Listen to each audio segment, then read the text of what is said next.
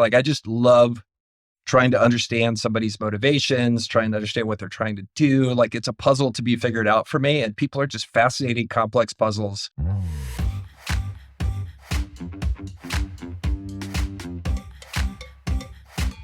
Hello and welcome to the Truth, Lies and Workplace Culture podcast, brought to you by the HubSpot Podcast Network, the audio destination for business professionals. My name is Leanne. I'm a business psychologist. My name is Al. I'm a business owner. And we are here to help you simplify the science of people and create amazing workplace cultures. Yeah, I realize that's 64 times we've said that now. Isn't that weird?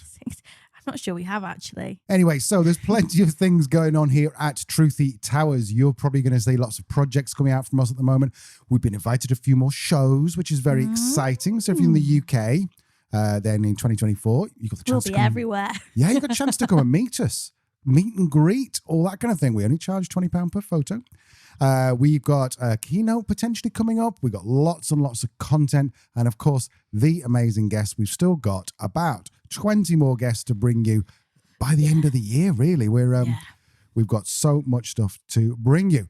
All we're saying is that you're probably going to see us around quite a lot over the next few weeks. Yes, you are. And I guess a quick reminder, really, for anyone listening who wants to create an amazing workplace culture, which I'd imagine you do. Otherwise, why would you be listening? Or maybe you're wondering why your workplace culture isn't amazing. That could be why you're listening. But if you are one of those people who are listening who wants to create an amazing workplace culture, we have created a simple and very powerful 3-part process for building a phenomenal workplace culture. It is, of course, based on our RX7 model, which regular listeners will have heard of, I'm sure. At the moment, it is invite only, which is why we're only really talking about it on the podcast or to people we know who really care about people and culture. So if you are a business owner looking to grow in 2024, or perhaps a leader looking to build the world's greatest team, maybe you're eyeing up an exit, perhaps looking for that money, and then get in touch. Get your bag. Get in touch. We'll send you an application for the RX7. It will help you create awesome workplace cultures, improve employee well-being, retain the very best of talent, and ultimately give you the data insights you need to sell your business in 2024. So there you go. That's enough said on that. I'm returning to my cup of tea. Yeah, well said, Lee. You'll notice it's not well publicized for a very specific reason, because we are only after a very specific type of person. If this sounds like it's up your street, drop us an email and we'll send you a link to the application form. Okay, so the bad news today is you're not going to hear much of us, really, because the good news is that we've got Twitter's #1 business advisor on the pod today. If you've seen any tweets or X's, it's just not the same. You can't call it X. Come on, Elon, if you're listening. Like if you see Mead Girls and she's like, fetch. Stop saying fetch. It's not going to catch on. Right, it's not. No, I haven't. It's not going to catch on, Elon. Like, go, man. It's Twitter. Sorry, Elon. Says the non-Twitter user in the room. I only use it to stalk people, and that's how I found Michael, because basically, if you've ever seen any tweets like I have around about business or leadership or anything like that, there's a very good chance you have seen our guest today, because he's involved in almost every discussion. He's got nearly 200,000 followers. I think it's 196.7,000 followers at the moment. He employs over 1,000 people across all of his organizations. He has grown, for example, his family-owned firework company, Alamo Fireworks. He's grown it to the largest firework company in Texas. He's also founded Jura Software, which is one of San Antonio's largest companies. He's the genius behind ScalePath. You've probably seen that on Twitter and you've seen it online. He's also been Geek of the Year. He's been Man of the Year. He's probably likely Twitterer of the Year. He's one of my personal heroes. I'm delighted to welcome Michael Girdley to the podcast. The first question I had to ask him was, why does everyone seem to turn to him on Twitter for advice? I definitely feel like I am turning into kind of the internet's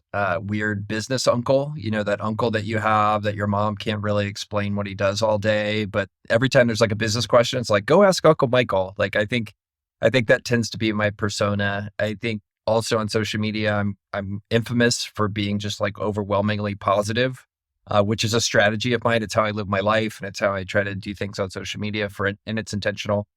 In terms of what I do every day, I spend the majority of my time creating, owning, and supporting businesses. I'm a total business nerd. That's what I love to do ever since I was a kid. It's the most fun thing I can think about is being entrepreneurial. And so today I have about a dozen companies in varying states of growth, everything from right now 2 people in a slide deck, all the way up to companies with a couple hundred people.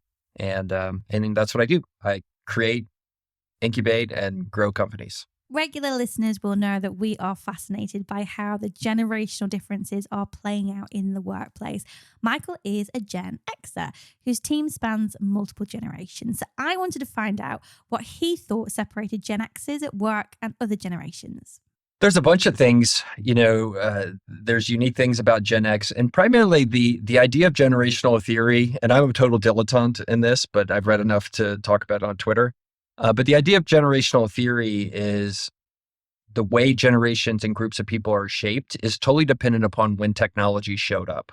And for most of us as Gen X, who were born 1965 to 1980 here in the United States, so that makes the youngest of us kind of in 43 years old. And I'm 48, so I'm like dead center, like case study Gen X right here. That really impacts your lifelong worldview. So for example, most of us grew up with baby boomer parents, either old baby boomers or greatest generation parents who were at work all the time and were also very difficult to connect with, right? Not from a just like interpersonal sense, but it's like 4 o'clock, school has ended, you're at home, you're by yourself as a Gen X because your parents are still at work and you're taking care of yourself. That it's not easy to find your parents. You get locked out of the house. Well, you're going to sit outside of the house until somebody comes home with a key to let you in. And that creates a very different set of approaches to life versus, say, somebody who's born more recently when cell phones are ubiquitous, right? Like my kids can instantly reach me any time of the day, which causes them to have a totally different worldview, for example, than we do as Gen X, who grew up when it's like, well, maybe send your parents a fax and they'll get it later.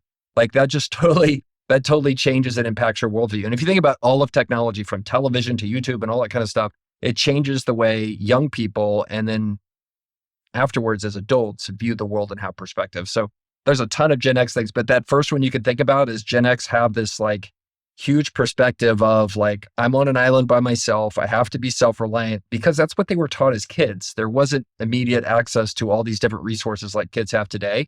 So you'll see us in the workplace do weird stuff like that. We want to be very independent as Gen X just because of the way technology affected us when we grew up. But the factors that affect the different generations is not just about technology, it's about integrity.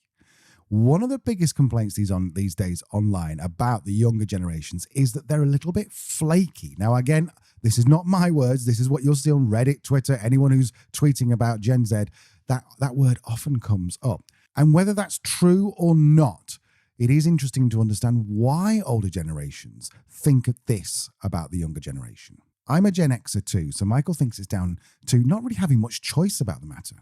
You're going to know who all the people that you can trust are, and that you're going to have relationships to those people in your neighborhood. You're going to be like, okay, well, I know I can always go to Aunt Jill, or I can go to this old guy. He's always at home, and I know he's trustworthy, right? And those relationships and the trust of those people is going to be very important. And you're going to want them to trust you. And the way you get them to trust you is to do what you say, have high integrity, and place value on consistency around following up and that sort of thing, right? So you're like, Michael, what are these core values? They're not special. I'm just yet another Gen X who thinks the exact same way because of what happened when I was 11. It's just, anyway, this is super fun. But yeah, in terms of doing those things, I think I hopefully just answer the question of, well, what does it take? Like trust is built up over a lifetime and destroyed in a moment. Like that's very much exactly true with these sort of things. And, as I've gotten older, I understand that there's a lot of people in the world. And, once you lose that trust, you generally have to go try to rebuild from fresh someplace else or do the hard work to try to rebuild it, which people that are the closest relationships in my life, I would definitely do that. And one of the ideas of generational theory is like each generation is a pendulum, like it swings back and forth, right? And if, like, say, for example, if you're part of a generation where your parents were helicoptering, right, which is what a lot of younger millennials experience through baby boomers and still have baby boomers trying to control their lives, even as adults, you are going to do exactly the opposite as a parent, right? And like, let's say, or for example, let's say that you had a parent that was very distant, and was very reserved and cold to you. Well, what are you going to do when you're a parent? The child becomes a parent. They're going to do the exact opposite. So to some extent, I give like my kids are Gen Z. They're 14 and 17, so they're kind of young Gen Zs at this point. Um, and they're gonna act in a certain way based not only on technology and how that's affecting their day-to-day life, but then also like the weird things that my wife and I are doing because we're very hardcore Gen X, right? So they're gonna respond in a way where we're like, okay, like this is your life. You get to decide what you want. Like my wife and I, for example, treat our kids almost as peers, right? Where it's like, well, no, like you're going to get to decide what you want to do. We're not going to control you at all because we're swinging the pendulum back and forth. And so what do my kids do? My kids then turn around and they treat us as friends, right? As opposed to like the way like my relationship was with my parents or my grandparents who were just like much more like parental. And so there's interesting, weird like byproducts of this. Like you'll see things where Gen Z, for example, like they'll do this thing where like they just walk into my closet and just like take my clothes. Like they just wear my clothes all the time, whatever they feel like it. Shoes, stuff like because we're friends, right? Like because that's the way I've always treated them. And they're kind of the first generation to see their parents as friends, which is very different than all the previous generations. What's interesting about generations is that, and the reason we talk about generations and the reason we consider them in psychological research as well, it's not just a pop culture thing that we bitch about. Generations and defining them has a purpose in social science. And what's interesting, particularly about the generations that we have floating around at the minute, is we have all had such different experiences. If you think about, I'm what they call a geriatric millennial, which I don't really appreciate, but I understand. It means I'm an old millennial. I was born between 1980 and 1985. So in terms of growing up with technology, I was a lot less exposed than somebody who was born in 1993, for example, who would also be classed as a millennial. But I think what's interesting is that when you are a millennial, you kind of do see it from both sides, because I get the Gen X thing. I was a latchkey kid. I let myself in after work. After work, I went down the mines. Tough growing up in North Wales, wasn't it? It is, but no, I let myself in after school and stuff, and I can totally understand the sense of this is the world it is. You got to toughen up. You got to get on with it if you want to get anywhere. But I also really hated that as a millennial entering the workplace. So what I really like about Gen Z is that they are starting to change that conversation, changing the narrative about it. And I guess, building on the changes that we've seen socially anyway in the last 50 years. And of course, one of the things that has really shaped Gen Z is their ability to carry around an insanely powerful computer in their pocket that's connected to the world's largest database and can give you an answer to any question at any time. So, of course, this shapes the way that they look at knowledge. And remember, this is all as well before pre-Chat GPT or Chat Jupiter. Gen Alpha won't just have the world's knowledge at their fingertips. They'll also have this advanced reasoning machine that can explain anything in any way that they like. So I'll ask Michael how he sees this changing the way the future generations approach work. So then the second part about Gen Z that's super interesting is because they have grown up in a time where everything, all knowledge, everything they want is instantly accessible, right? Like, so there's not only the technology of YouTube, right, which is they've YouTubeified how they think about knowledge. They've also been in a situation where like items like Amazon of just like here in the US, like you press a button and it shows up the next day. Like it's just a freaking miracle, like compared to the way things were back in the 80s when you had to get out the Sears catalog and hope it showed up, someday. And so because of that, like Gen Z and my kids especially, they have no time for anything that isn't practical. Like it's either immediately useful and they understand why it's going to be useful to them, or they have no time for it whatsoever. So like we struggle in the case of my kids, for example, to get them to understand why algebra matters. Like we have lots of talks about, okay, like you got to learn algebra. Why do I need to learn algebra? Well, you want to do these other things 5 to 10 years from now, like you need to know algebra right now in order to be on a path to do that. And like that, like mind shift for them is like incredibly difficult because of the impact of not only the way we're acting as parents, but secondarily, the way technology has affected their generation so deeply. Generational differences are undeniable, but we should try to understand generational differences. We definitely should not stereotype our teams based on their age alone.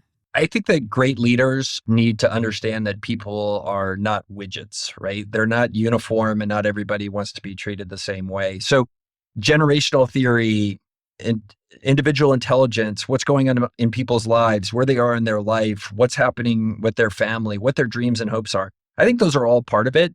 For sure, I encourage people to consider generational theory as a way to try to meet their employees where they are. Gen X, for example, wants to be treated very differently than, say, your prototypical millennial, right? Millennials, classically and stereotypically, they bring their whole selves to work. They're part of a tribe. They care about that kind of stuff much more than Gen X does, because like, you speak to me about a tribe, I'm going to be like, whatever, like, I don't care. Like, just show me. It's all about the results to me. And that's very prototypical Gen X. And so, yeah, I think that's a factor, but I just want to be clear. Like, I don't think you should stereotype people. I think you should just consider the generational aspects of them in terms of seeing them as an entire person, as a leader. And that's what great leaders do, in my opinion. I think as a business owner, this is quite refreshing to hear, because the temptation is to want to simplify everything down into like basic terms. So you were saying, oh, she's a millennial and therefore she wants this. He's a Gen Zer, therefore he wants that. People are people. They're not odometers.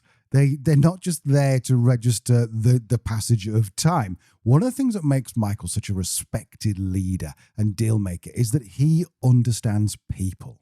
And he remembers the exact moment when it dawned on him that not everybody wanted the same thing. Yeah, so this individual was a frontline warehouse worker for us, and we go to him and we say, hey, would you like this opportunity? We'll train you. We'll do all these things for you. You can double your salary. It's an amazing opportunity. We'll pay you to learn.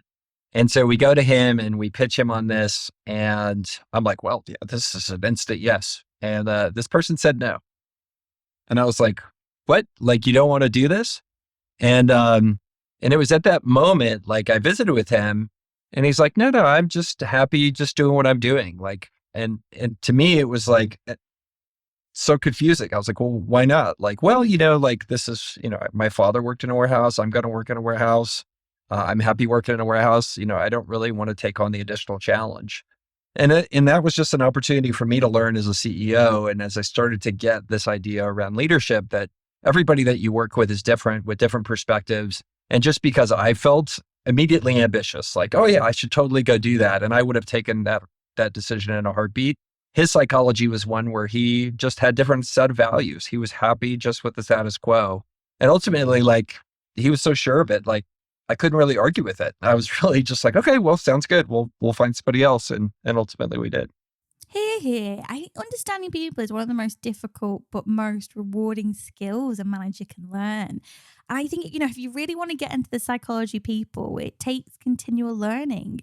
You got experts like Professor Sir Gary Cooper and Dr. Ryan Sherman, who have been on the podcast, that have dedicated their entire working lives to understanding what makes people want to work. And they likely still don't know all the answers. And that's because times change, values change, generational perspectives change. There is, however, one hack. And I'll be honest, Al, only the best of the best leaders know this. And I probably shouldn't tell you, and I might get in trouble with the elders, but I'm willing to take the risk in the name of developing great managers. Are you ready for it, Al? Yes. If you want to understand what people want, Mm-hmm. what motivates them, what makes them tick at the deepest of psychological levels, ask them. That's been kind of a recurring theme, I think, over the last few episodes, particularly we talked about employee resource groups. You don't have to know everything about the way that someone lives their life, their lifestyle choices. And in fact, you probably won't know everything. So like you said, ask them and you're going to get some amazing results. Talking of managers and leaders, a lot of people think that a great manager is great at the technical work, at doing the work. Michael trained as a software engineer, so Al asked him if he misses building software. Nope. I mean, for two reasons. I like to play games where I feel like I have an unfair advantage, and like I know enough about coding to realize, I don't have a strong enough memory for details. I don't have the pleasure of digging into details that like other people who are really good at programming, they have that kind of wiring that I just don't have. And to me, it's not inspiring and it's not fun. I am much more inspired by working on bigger ideas, working on the psychology of people, helping other people be themselves and developing connections with them, that I'm interested in developing and solving a puzzle on a computer screen. And I think what's so refreshing about this, and this isn't the first time I've heard this, is that most high achievers, particularly in like an entrepreneurial setting, they don't end up doing what they studied at university, if they went to university at all. There's an old thing that's saying that if you can spell the word entrepreneur, you're not one. People who do well understand the psychology of people. It's not that they are the world's best coder. In fact, if you are the world's best coder, there's a chance you're not going to be a great manager. What's cool is that most successful people have learned on the job. Most successful leaders have learned on the job, which is great news for kids who don't like school. Look, here's what I've told my children. There are things that you don't need to know in this planet. I remember growing up and they would, when calculators first came out and like handwritten arithmetic wasn't important anymore, or as important as it used to be and that sort of thing, or spreadsheets came around or algebra and all that kind of stuff. Like it started to where computers can do more and more stuff for you. But what I've told them, and I think this is becoming more and more important, even as technology grows, is that you're at school are not learning algebra. You're not learning biology. You're not learning chemistry. Like you're learning how to do two things. One is you're learning how to learn, and two, you're learning how to think critically. And that process of learning how to learn, in my opinion, like is getting even more important year after year because technology keeps pushing forward. All these things that we're learning and using today, YouTube, Twitter, AI, ChatGPT, electric vehicles, like cryptocurrency, like none of that stuff even existed or was even a theory when I was growing up and going to college. Like the computer programming languages they're using now are totally different. They didn't even exist. They hadn't even thought of back then. Mobile phones, all that stuff is brand new. So all that stuff is accelerating. The process of technology evolving is accelerating. And to me, learning how to learn is even more important because you have to be able to get good at things very quickly these days. And so that's what I tell my kids. So far, they seem to be believing it, either that or it's us punishing them when they don't get good grades. But like, that's not, that's what's happening here. You're learning how to learn. You're not learning how to memorize a particular thing, which I think is a good thing. Like we don't need the Chinese educational system where you're memorizing a bunch of stuff. Ideally, the educational system and people's parents would do their job. I think if they don't do that, I think you have a situation where the ceiling for somebody in their future careers is very limited. I think your job as a leader and an employer, at least in the US, is to help people become the best versions of themselves, but your job is not to create them, right? You as an employer are not adopting them. You're not their parent. So hopefully they've come in with those things, being already prepared, because that's, in my opinion, a parent and a school system's job. But I think as a leader, your job is to help them grow those things as best you can, but you can't, it's just too much to ask a leader to try to create those things, in a job situation, in my opinion. We need people who can think critically. We need people who can learn quickly, because that's what the world's demanding, and it's going to continue going that way. If Michael currently employs over 1,000 people, then I suspect he's recruited at least 5 times that over the years. We wanted to know if he had any tips for finding and retaining great people. So much good stuff out there. I think I'll give you something very specific. And it was just this idea that when you want to build anything great, the key to that is to go and recruit people who are better than you. I think it's a real danger for a lot of people that you try to find somebody that's not going to be a threat to you as a manager. And I think that's a poor thing to do as a leader. An old mentor of mine told me, he's like, look, you should go hire people better than you for a number of reasons. One of which, like, they're more fun to work with. But number two, someday you're going to want to be promoted out of this job. And it's much easier for your bosses to promote you if they know there's somebody willing to step in and do your job at some point. So yeah, I would say specifically, as I think back on to younger me in my 20s, I had a mentor tell me that hire people better than me. And it's proven to pay off throughout the rest of my life. Sometimes there is a resistance to employing great people, which sounds counterintuitive, but a manager might worry that they're going to be better than they are. Well, ideally, they should be. That's a really good point, because I remember back to when I had my web agency and a guy came to me as an intern job, and I looked at his CV and I was like, oh my God, this guy is a genius. We used to do Google ads, so pay-per-click, we used to do that. I looked at it and I was thinking, he's not done pay-per-click, he's not done a Google ads, but I reckon he'll be much better than me. And I honestly, because I was a bit younger then, maybe in my like sort of mid to late 20s, I was a bit like, oh, do I really want to employ Richard? Do I? Because he's going to make me look stupid. I know he is. Turned out he did make me look stupid because he was an absolute natural at it. And then now I think he's running one of the largest pay-per-click companies, organizations in the UK. Quite rightly so, because he was brilliant. And I learned that day that I shouldn't be using my ego as part of the recruitment process. Mm-mm. Michael totally agrees. And he says that you should definitely recruit the best you can. However, it's not plain sailing. You're going to have to be prepared to put the hours in. Yeah, I think people get confused with hiring somebody that is, going to be difficult, right? Which is one of the things that happens when you hire high performing people is they need sometimes different and more care and feeding. Not to say that I was like a high performing young person, but that's what my reviews said when I had a job. And look, I was kind of needy in terms of stuff. I was producing a lot of things and that created more work for my manager. And fortunately, I had a situation where that gentleman, he was just terrific to me because he was grandfathered age. So nothing was going to threaten him in terms of his career because he was ready to retire in the next 5 years or so anyway. But I think a lot of people look at these high performing people and they think, oh, they're going to show up and they're going to be demanding of me. They're going to create a lot of work for me. They're going to be dramatic. They're going to make my job harder. I'm going to have to replace them because they're going to want to move on to something better. And if you're a lazy manager, sometimes it's just easier to take the easy path out. And that's kind of like life that way. A lot of people just take the easy path out. I try not to. Let's not sugarcoat this. Being a great manager is really, really hard. Being a lazy manager is pretty easy. And you can probably tell, being honest, which one you are by just reflecting on that. How hard is your job right now as a manager?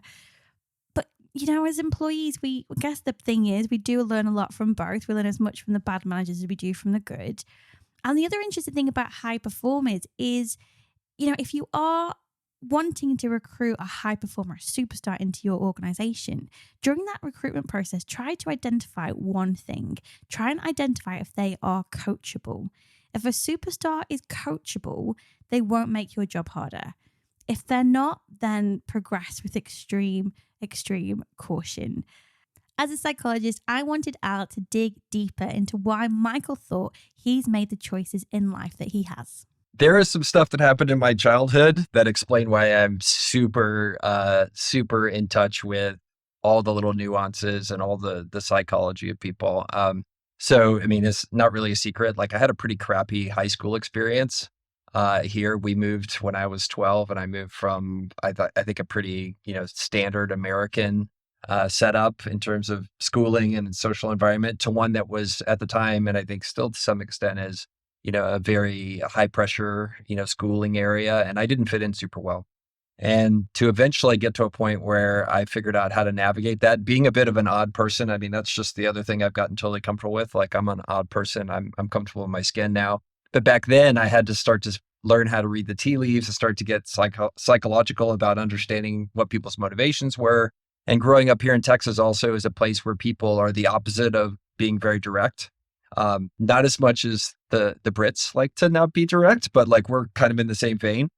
And, it took a lot of me developing those skills over time. And then I think I just they were survival skills at the beginning. And today I just find it fascinating. I just love trying to understand somebody's motivations, trying to understand what they're trying to do. It's a puzzle to be figured out for me. And people are just fascinating, complex puzzles to go around. So yeah, that's my answer for it. It all ties back to childhood, which is true. But today, it's so fascinating to me. I love trying to figure out what people are thinking and why they're thinking it. If you listen to the full interview, you'll hear me actually totally empathizing this because I was a fucking really weird kid. Well, I remember going to a grammar school for my sixth form, which if from the US, those words might just totally confuse you. I don't know what the equivalent in the US is, but Posh basically Posh. at 16, I went to a normal school. And then at 16, I went to my last 2 years study before university at what's called a grammar school. I went probably 3-4 days sometimes without talking to any single person from the moment I left the house to the moment I got back to the house. I was like Michael. I did not fit in.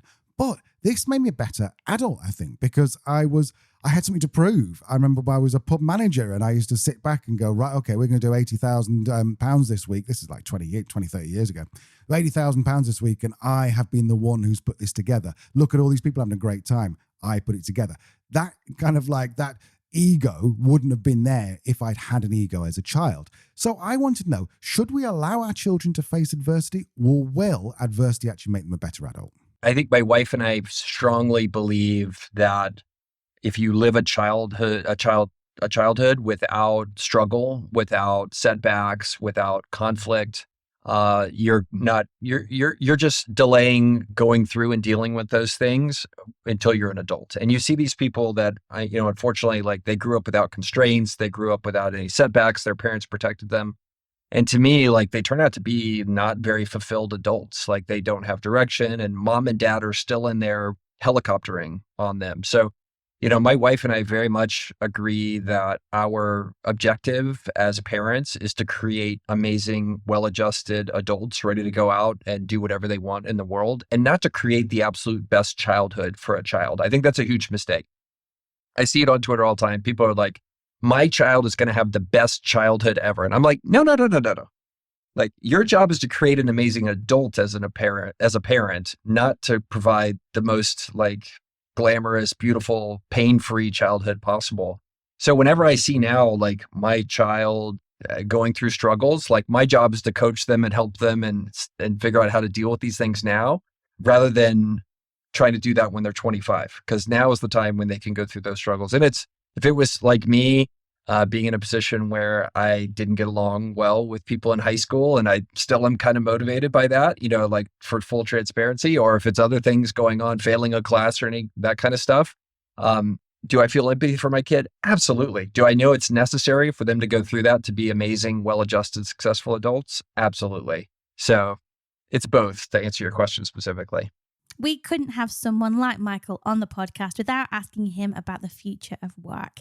He's an experienced leader and business owner. He's bought companies, sold companies, built companies, and now is an investor in companies. He's seen a huge shift from the workplace banter in the 90s to now people being afraid perhaps to say anything for fear of upsetting someone. Al asked him where he thought the balance was. Well, I think America is fundamentally a place that I kind of think about it as a feedback desert. That's a phrase I've been trying to use, but it's just this idea that, like, if you go to a party or you go to a workplace here in the US, like, everybody is so terrified of insulting the other person that they never really talk about anything that's real. And this was something that really only, my eyes opened up to it visiting other countries, going to France or Spain or Mexico, and seeing the way people talk there and being much less worried about offending the other person. That opened my eyes to it here in the US. And I think there's an upside to us trying to be kind all the time. Like, that's one of the things I love about certain countries. Like, I love kindness and visible kindness to other people. So I love that aspect of America. But the downside of it is, like, we've become so intentionally kind and so worried about being unkind that we never take the next step to often tell people what we truly think or what the true situation is. And I have, for example, like, one of my friends who is a CEO of a company. Right now, she has a leadership challenge because her people are all terrified to tell her the truth about stuff. And they only gather their courage and tell her later, after they can't clean up a mess, and they have to absolutely tell her. And I think all of that ends up costing us. I think we would do better to try to stay kind. But, like, if we're at this end of the spectrum right now, where we're just, like, so kind that you can't really say anything without fear of, like, pissing somebody off or offending even somebody for the slightest thing. And I think everybody would be a ton more happier if we just brought it down a couple notches in the United States. Like, just stop being so thick-skinned or thin-skinned all the time. I think it would be huge for most people's happiness and workplace efficiency too. And Michael was really balanced about that idea, and he was kind of torn because we did back and forth a little bit on that, and he was explaining that we can't go back to how we were, where there was essentially bullying, but at the same time, we've got to be careful we don't get to the very other end of the spectrum. So quite a balanced answer, I think, there. Yeah, and I think as well, it's if you're having a conversation with someone related to performance, then maybe some more direct conversation is needed. If you're chatting about what somebody did over the weekend and you're bantering about the fact they did something that you find amusing, then I don't see the place for it. Context is everything as well, I think.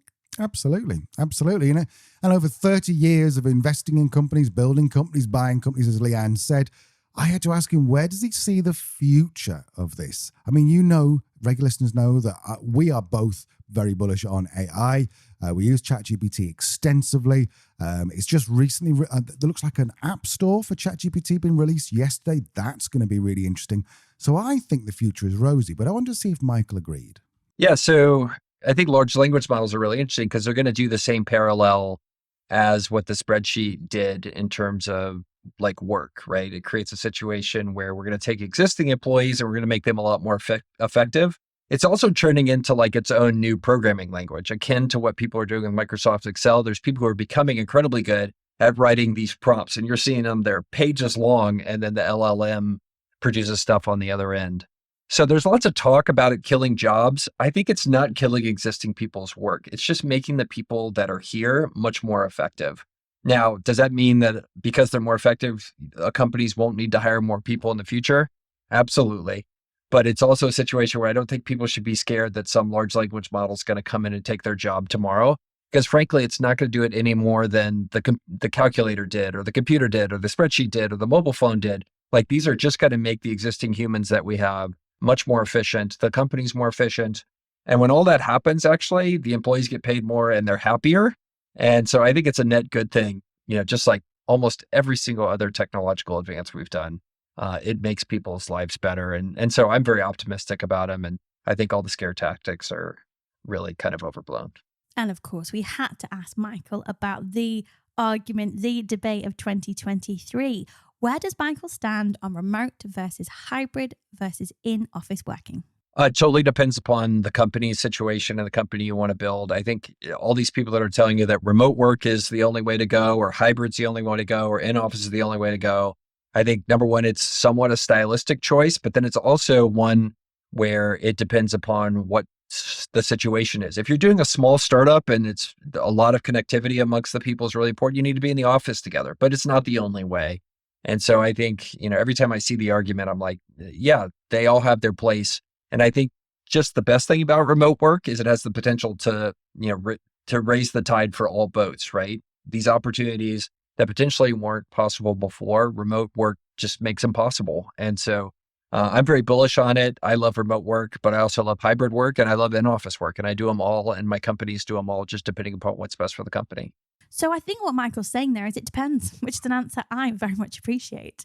It's also what pretty much every single one of our experts has said when they've been asked about remote versus hybrid versus in office. It really does depend.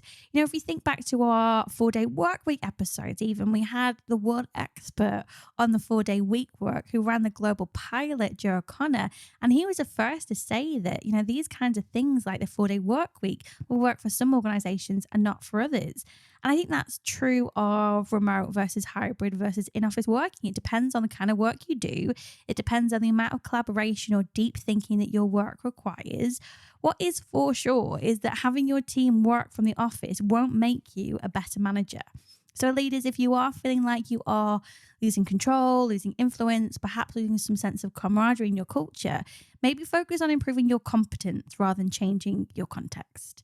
The key thing is to listen and make it easy for your team to communicate their thoughts and choices to you. It really isn't rocket science when we boil it down. Ask people what they want. Within the constraints you have, try and give it to them.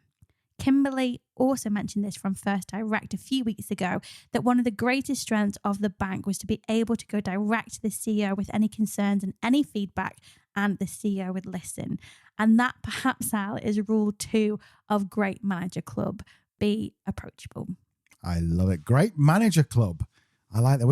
Oh no, there's a problem when you're married to an entrepreneur. You can't just say shit like that, because next week there's going to be a freaking PowerPoint and probably a website up.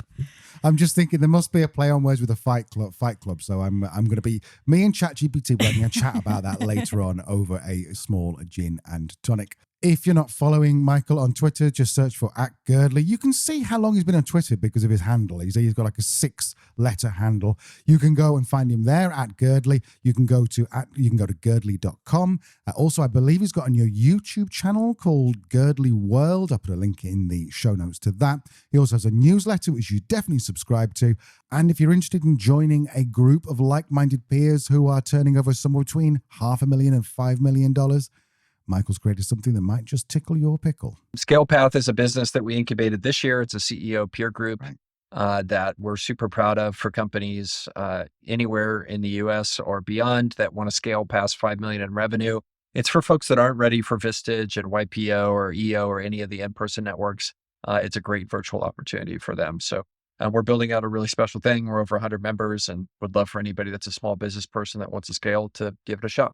So that is it for this week on the podcast. A huge thank you to Michael Girdley for sharing his insights, experiences, and phenomenal work. A pretty nice addition to our little founder series, I think, there, Al. Yeah, definitely. And I'll be contacting other people on Twitter to ask them if they'll be on the show. So if you're kind of a big cheese on Twitter, look out. I'm going to be sliding into your DMs, as the Gen Z say. If you are a brie or a camembert, expect Al to get in touch very, very soon. Next week's exciting, actually. I'm excited about next week, Al. Who have we got on? Yes, next week is a special sports and leadership edition. We have some very cool people on next week. I'm going to do a little teaser here. So we have a former Premier League footballer. Can I get an order, please? Ooh. We have a current England rugby player. Oh. Ooh. And we also have a world record breaking yacht sailor from the UK. It's quite the lineup. It really is. So if you're not subscribed, pull out your phone now, click subscribe, and also just let us know, give some feedback. We're you know by now, we're on LinkedIn. Search for Truth, Lies, and Work. You'll see one of us popping up and talking, and just tell us what you think about the episode. If not left a review, do it. Don't give us 5 stars and tell us how amazing we are, please, because we're that needy. We really are. You are. Bye for now. Bye.